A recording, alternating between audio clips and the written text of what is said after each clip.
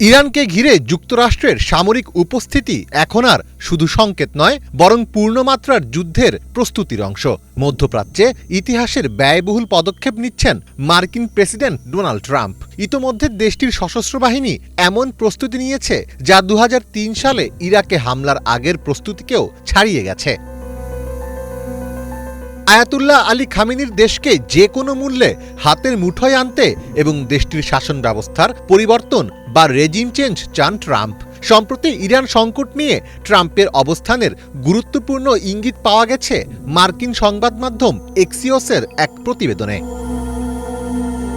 মধ্যপ্রাচ্যে যুক্তরাষ্ট্রের ক্রমবর্ধমান নৌ ও সামরিক উপস্থিতির মাঝে খামেনি ও তার উত্তরসূরিকে হত্যায় মার্কিন প্রেসিডেন্টের পরিকল্পনার বিষয়ে ইঙ্গিত দিয়েছে সংবাদ মাধ্যমটি। 20 ফেব্রুয়ারি প্রকাশিত সেই প্রতিবেদনে বলা হয়েছে, তেহরান যদি ওয়াশিংটনের দাবি না মানে তাহলে ইরানের সর্বোচ্চ নেতা আয়াতুল্লাহ আলী খামেনি, তার ছেলে ও সম্ভাব্য উত্তরসূরি হিসেবে বিবেচিত মোস্তফা খামেনি এবং দেশটির ক্ষমতাসীন অন্যান্য নেতাদের হত্যার পরিকল্পনাও রয়েছে ট্রাম্পের।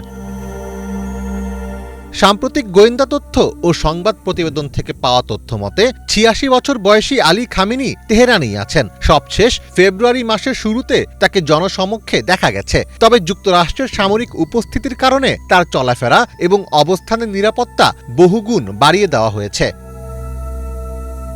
খামেনির নিরাপত্তার দায়িত্বে থাকে আইআরজিসির একটি অতি অভিজাত ইউনিট সেপাহি ওয়ালি আমর। তারা সাধারণ মোবাইল বা ইন্টারনেট ব্যবহার করেন না। তাদের নিজস্ব এনক্রিপ্টেড এবং অফলাইন যোগাযোগ ব্যবস্থা রয়েছে, যা ট্র্যাক করা কঠিন। ফলে তাদের কয়েক স্তরের নিরাপত্তা বলয় ভেদ করা প্রায় অসম্ভব।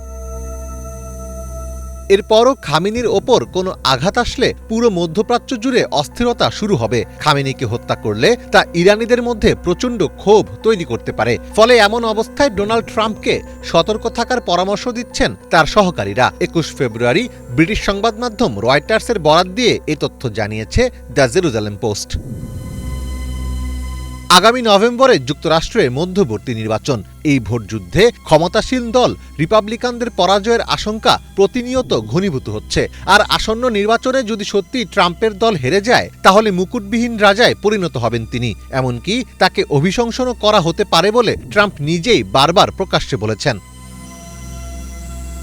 এসব কারণে ট্রাম্পকে ইরানে হামলার চিন্তা বাদ দিয়ে নিজের চেয়ার বাঁচানোর দিকে মনোযোগ দেওয়ার আহ্বান জানিয়েছেন তার সহকারীরা। প্রতিবেদনে বলা হয়, ট্রাম্প যুক্তরাষ্ট্রকে ইরানের সঙ্গে যুদ্ধের দ্বারপ্রান্তে নিয়ে গেছেন, যদিও তার উপদেষ্টারা তাকে মার্কিনীদের দিকে বেশি নজর দেওয়ার আহ্বান জানাচ্ছেন। 2026 সালের নির্বাচনটি ট্রাম্পের প্রথম 2 বছরের কাজের ওপর একটি গণভোট হিসেবে বিবেচিত হচ্ছে। ডেমোক্রেটরা যদি হাউজের নিয়ন্ত্রণ পায়, তবে তারা ট্রাম্প প্রশাসনের বিভিন্ন সিদ্ধান্ত ও কর্মকাণ্ডের উপর কড়া নজরদারি শুরু করতে পারবে। এর ফলে বিভিন্ন তদন্ত, শুনানি এবং সাক্ষ্য দেওয়ার তলব জারির মাধ্যমে প্রশাসনকে রক্ষণাত্মক অবস্থানে ঠেলে দেওয়া হতে পারে। মীর ফজলে রাব্বি, বাংলা ভিশন।